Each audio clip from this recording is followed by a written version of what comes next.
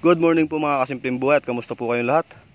At sa video po na ito ay magtatanim po ako ng bell pepper.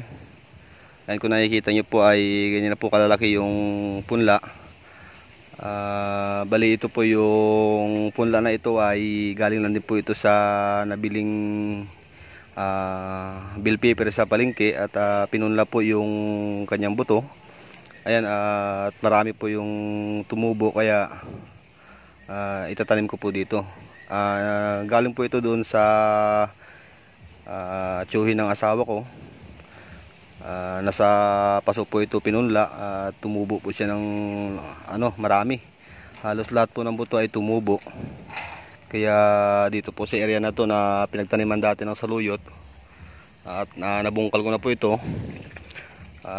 Meron pa pong ibang punla doon na hindi ko nakuha. Bali ito lang muna yung nakuha ko. Ayan, at nakalatag na po siya at itatanim ko na lang po.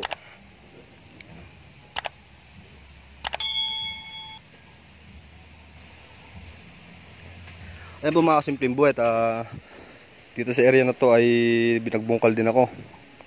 Ayan, at malapit lang ito sa kusina at para malapit-lapit lang po yung pagdidilig. Ayun mga kasimpleng buhay, nakalatag na po siya. Kanina po ay nagbungkal ako, hindi po ako nakapag-video. Hindi po ako nakapag-video yung sa pagbungkal ko ng lupa dahil lubat po yung cellphone at naka-charge. Kaya minadali ko na po dahil sayang din kasi yung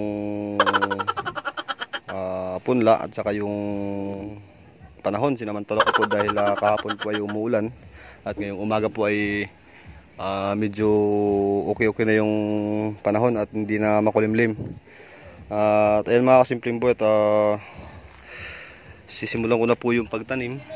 Ayun, mga nakalatag na po yan. Ito po yung na to ay bell pepper. Ito po yung malaking sili, malaking bunga. Ito yung hinahalo dun sa mga minudo, yan, apritada. Yan. Try ko pong magtanim ng ganito dahil first time ko pong magtanim nito ng bell pepper. Wala naman din tong pinagkaiba sa siling panigang sa pag-aalaga, sa proseso ng pag-aalaga.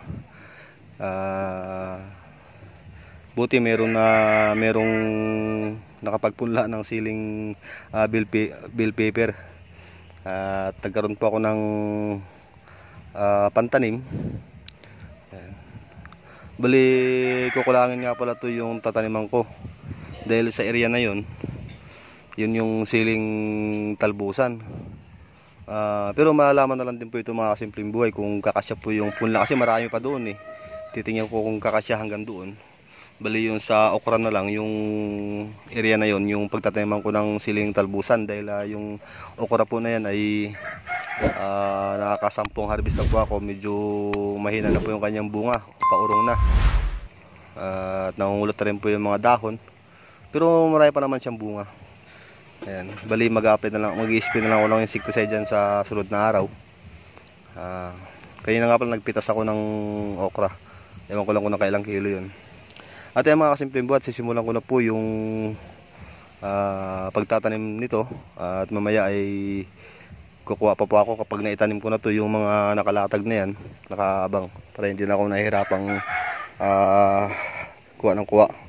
At least yan yung ay nakalatag na siya at madali na siyang itanim. Yan.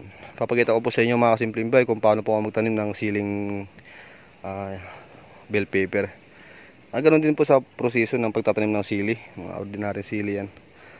Normal lang din po talaga yung pagtatanim ng ganyan. Ayan po mga simpleng panoorin nyo na lang po.